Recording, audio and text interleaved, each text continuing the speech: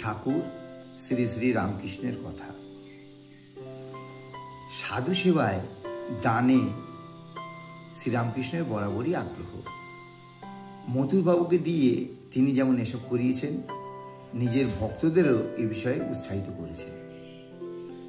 শ্রীরামকৃষ্ণের ভাইপো রামলাল বলছেন, কোথাও বেরোলে আমার কাছে টাকা পয়সা রেখে দিতুম, কি জানি কখন কি দরকার হয়। হয়তো বলে উঠলেন, দে তো একে 2 আনা পয়সা। ওর বড় কষ্ট, খেতে পায় না।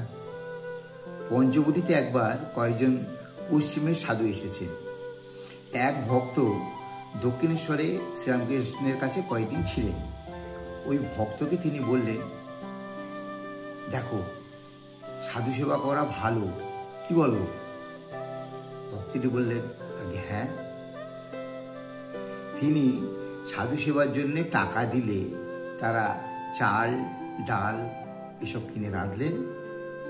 শ্রীরামকৃষ্ণও তাই খেলেন, সেই সঙ্গে ভক্তদেরও খাওয়ালেন এবং রাত্রেও তাদের খেতে দিলেন।